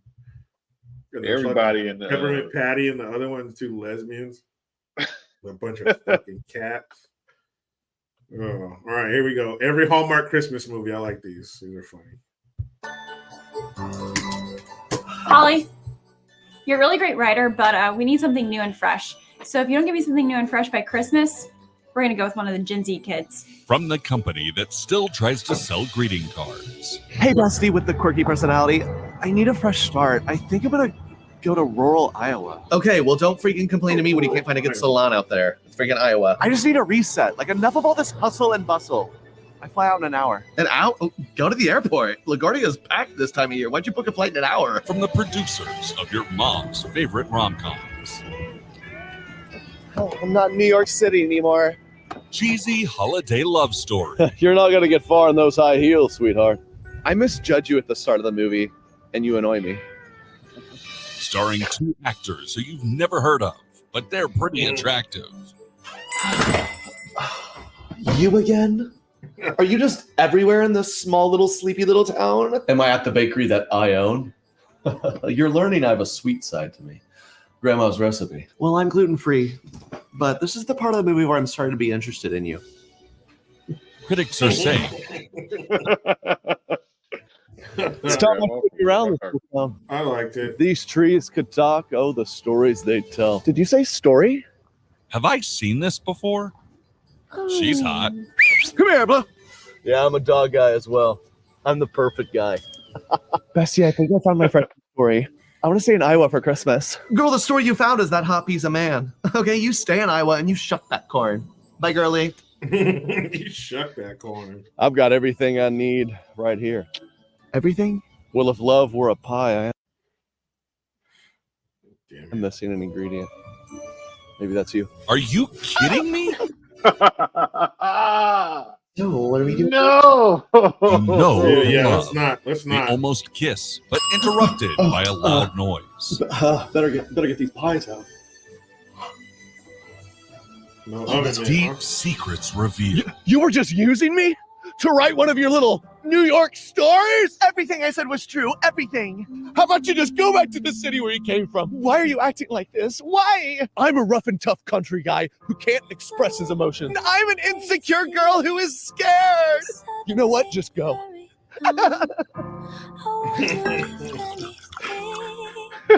See, this isn't And every the, Hallmark. I'm gonna It's like leave, every but this movie. one thing makes me stay for one more night. Holly, you're not leaving town, are you? Oh, hey, that one friend in town I made. Maybe this place isn't for me. I'm leaving tonight. You can't leave tonight. Tomorrow morning's the Cherry Pie 5K. The whole town's gonna be there. Okay, fine. But it's not to see Chris or Ben or whatever we named him. I did the 5K. Not bad for a city girl. Oh, shit. Oh, but I'm Gluten free. But I look like a mess. If you're a mess, that's a mess I want to clean up the rest of my days. I think this will be my best story yet. That's so true, man. Those fucking rom-coms are all the same. They're all the same. All the All of same. them. And all the confusion can be cleared up with a simple phone call, but they never do. they always, one of them's thinking something that the other one really didn't say or some shit. And all they have to do is just talk to the person that they have the issue with, but they don't. They let the misunderstanding stay there. So fucking Yeah, how can you do this to me? You're just using me. your story. But no, what I said, I really meant it. Dude, oh god, if you've Same seen thing. one, you've seen all of them. Same fucking thing every time.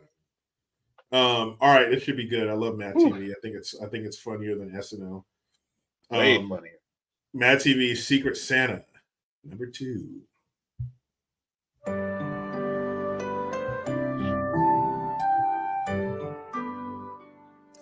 Hi, everybody. We're back. We had a little bit of trouble with some of the Secret Santa gifts, but we are back on track with the remaining cast. So, Bobby, let's get started. Who's that big present for over there? Oh, this one's for Nicole RJ. Yay! Oh, this is so cool. Ooh. Ooh. Whoops. That's problematic. Whoops. Is this an Aunt Jemima cookie jar? Who would give me this racist cookie jar? Who?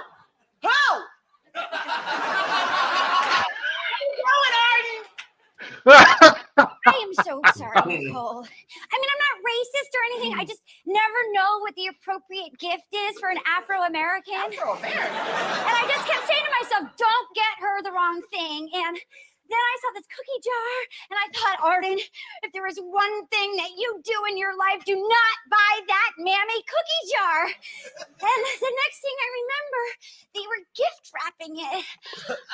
I don't know what the hell happened. I am so sorry. Please, Nicole, please, can you forgive me? I'm sorry. Okay, Arden, I forgive you. Oh, thank you so much. Thank you. Oh, one more thing. Do not open that cookie jar. What do you mean? Oh my God.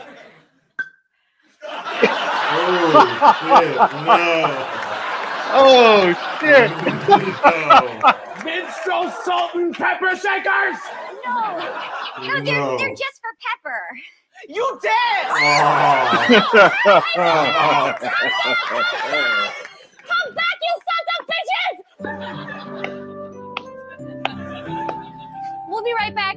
Happy holidays.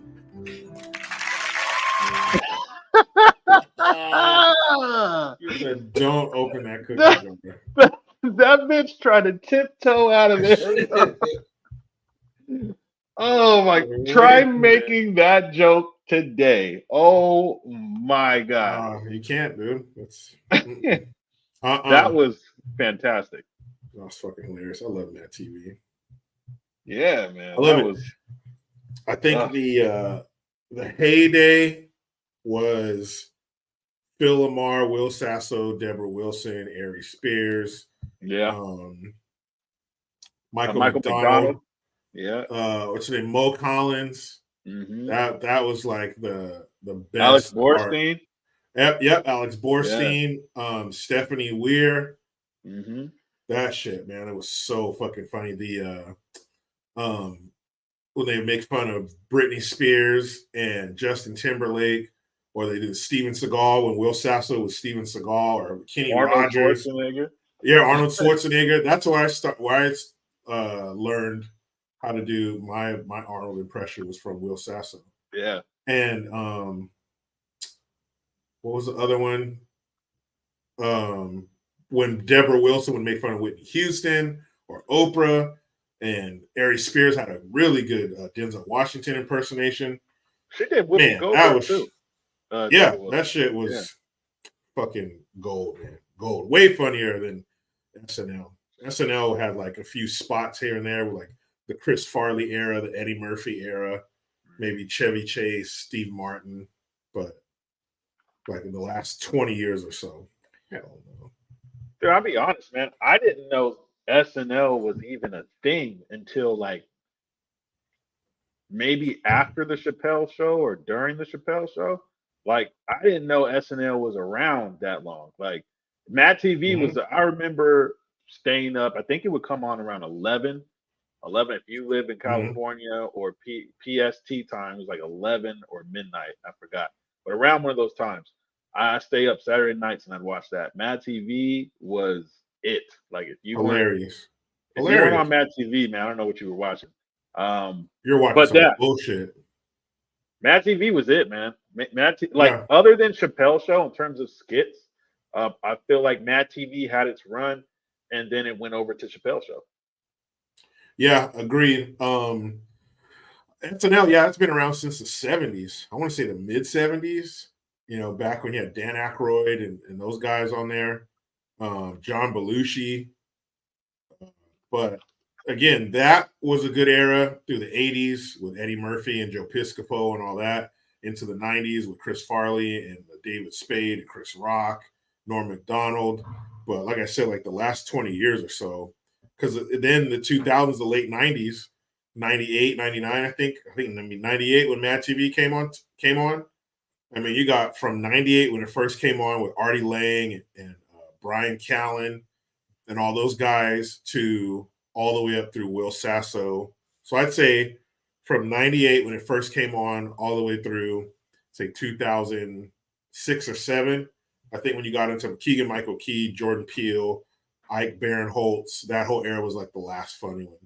I think by the time they got Angela Johnson and Johnny Sanchez on there, I don't think it was as funny as it was. But I was watching it before Keegan and Jordan Peele went on there. I didn't even know they were on Mad TV, and then they ended up with Key and Peele, and then they're doing what they're doing now. But I had no idea they even made it on Mad TV. Yeah, man, and they were funny as hell.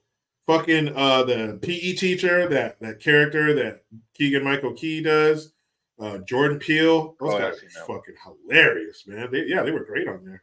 But but in between SNL and Mad TV, you had In Living Color with the Wayans brothers, the Wayans family. Yeah, that shit was fucking. It spawned David Allen Greer, Jim Carrey. Yeah, golly, man, that shit was too fucking funny. So, and I think other than SNL, In Living Color and Mad TV were on Fox. Fox had Martin. Man, Fox had Cops, The Simpsons. That was a heavy fucking hitter right there. Married with Children. But yeah, I mean, those were the good old days of TV when everybody could get it. Where you could have a skit like that where she gets a fucking mammy fucking cookie jar filled with little pickaninny salt or pepper shaker. She said it's only for pepper. That's when everybody laughed at themselves. They knew it was funny. Nobody was professionally offended.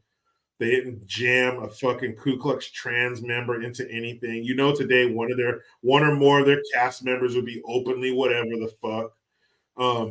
The other day, so Barbie is on for free on Amazon. Or I don't know, we have a HBO subscription or whatever. But it's on there for free. And I was like, okay, let me check this shit out. Because you hear all these things about the movie and everything. And yeah, they had a Ku Klux trans member as one of the Barbies. A lot of the Barbies were ugly and fat and shit. Like, these are Barbies. Barbie was a standard of beauty. If you called some girl a Barbie, she was probably pretty with blonde hair, but she was beautiful. You didn't call a girl who was ugly Barbie. These girls are straight up fucking ugly, which is fine. But don't make them a toy that has a certain beauty standard to it. It was just fucking, I was like, what? And all kinds of woke SJW garbage is just littered throughout the movie. And I'm only 30 minutes in and it's already too much. I'm already ready to pull the ripcord on this movie. But man, oh man, it is something else. But let's see. We got one more? Yes. Yeah, this one's just a little honorable mention. It says essay writing letter to Santa.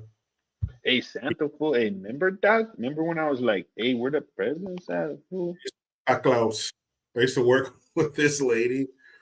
She was from Mexico. She had a thick ass. She spoke really good English, but she just had a real thick accent. And she's like, She's like, what are you going to ask for Christmas from Santa Claus? I was like, I don't know who Santa Claus is, but I know who Santa Claus is. Klaus? Hey, From Santa Santa Claus. He's from Germany. Do you know that Santa Claus is coming to town?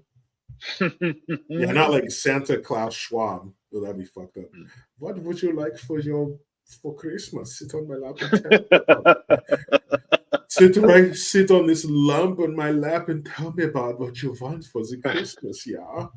Fucking ghoul. All right, here we go. Essay, writing letter to Santa.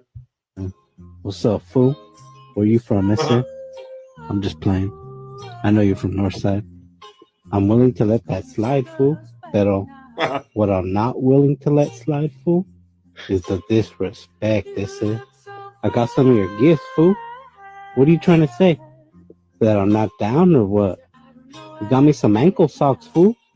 I can't walk around in these, ese. What if I get a sock check, fool? You ever thought about that?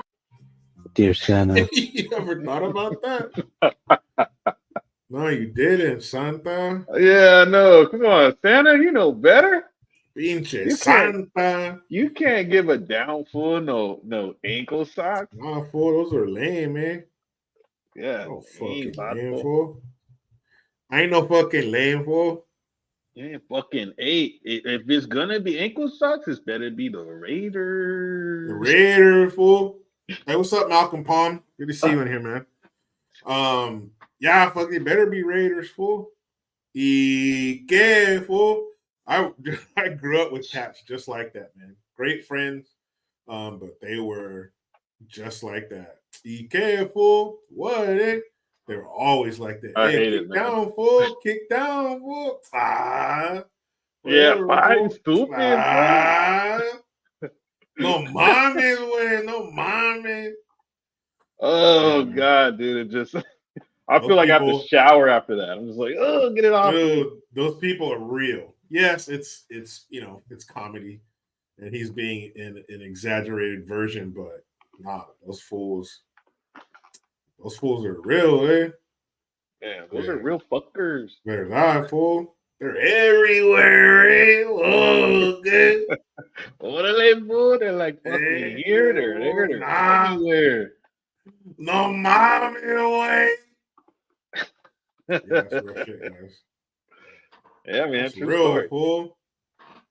Hey, what? Hey, come here, fool. Come here, fool. Yeah, Yep. hey, Santa. Yeah. Jamie. Yeah, the what's happening from what was that? Born in East LA. What's happening? And they were talking. The phone was behind the picture of Jesus, so we thought Jesus was talking to him on the phone in the answer machine. That's an old ass movie right there. That's, was that Cheech Marin?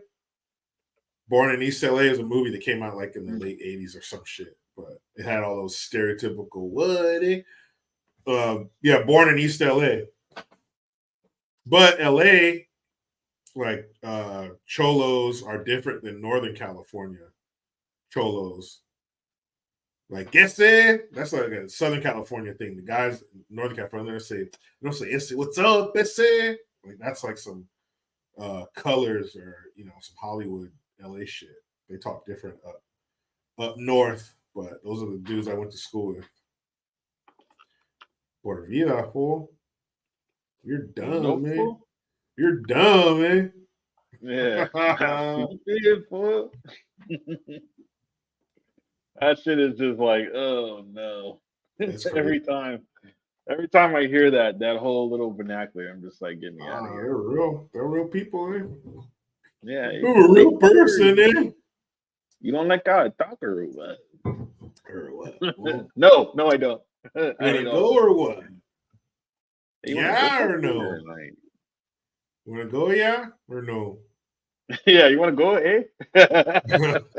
Like, first of all, if you're gonna say A, why don't you go to fucking Canada? Okay, you're gonna be a Canadian cholo. Yeah, you'd love Canada. You Yeah. would love Canada. Hey, this where the hosers are, eh? Hey, what's up, eh? Hey, what's up, eh? How are you doing, eh? Yeah. What are you talking about, boo? We're fucking twins. Hey, let's go ooh this weekend, eh? We'll go ooh. Go ooh. We'll go ooh. Dude, A Canadian and a Cholo together. That is the joke. That's hilarious right there. What's up, eh? Hey, how are you, eh? I'm good, eh?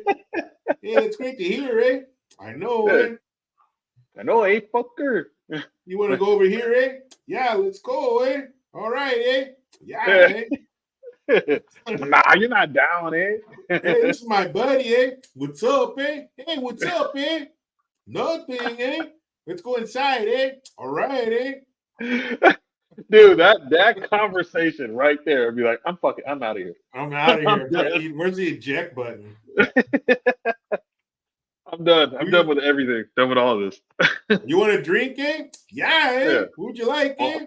Fuck, I don't know, eh? Hey, I'll get you what I'm drinking, eh? All right, eh? Maple syrup, eh? I don't like that, eh? Try it, eh? Okay. Oh God, that would give me that'd give me a headache. I'd be too much. Like, shoot me now, dude. Oh God. Okay. I think I'm done. All right, eh? I'm done laughing. I'm done giggling right now. All right. All right. Have a good night, eh? Hey, Yeah. You too, eh? Hey, all right, fucker. All right, bye, eh? Take care, eh? I will, eh? All right, eh? Okay, eh? Stop saying But eh. you know, I will, eh? You know any other letter? No, eh? I spell A with A. I don't, eh?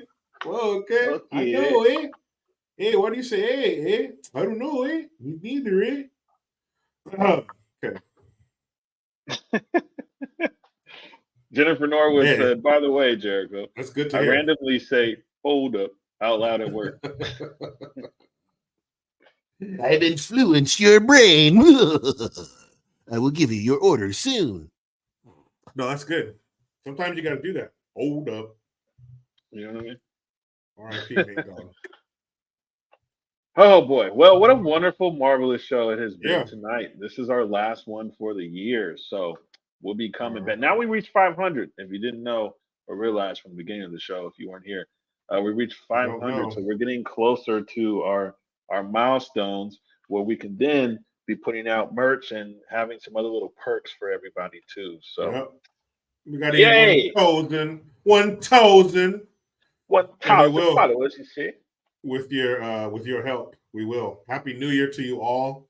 I hope that at midnight when they're singing Old Ang Syne, that you have your tongue in somebody's mouth or more.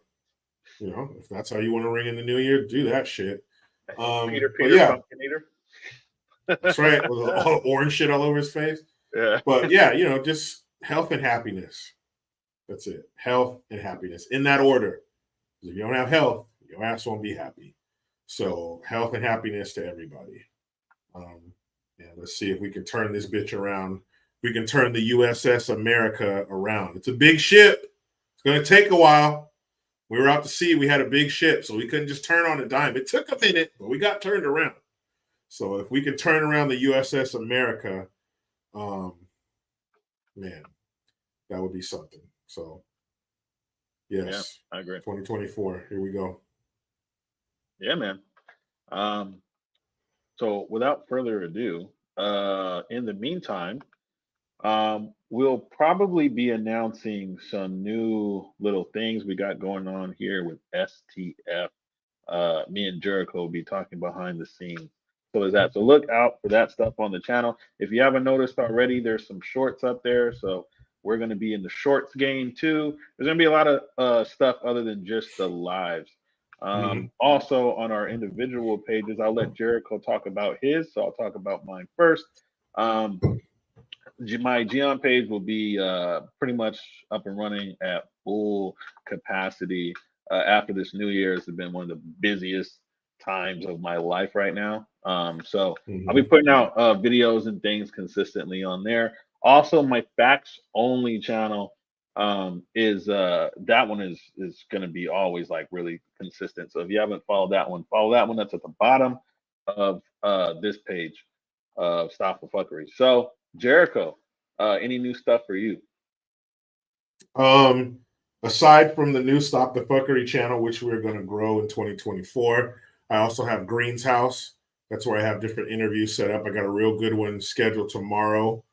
Matter of fact, let me set a alarm in my phone. Hold on, let me type the person's name before I tell you who it is. Well, I'm not going to tell you who it is. You got to tune in to the interview to find out. But very intelligent individual. You may even know his name if you run in certain circles. But yeah, I have a good one scheduled for tomorrow that I'll be uploading on Monday. I drop all the interviews on Mondays. The last Monday was Christmas, so what do you want me to do?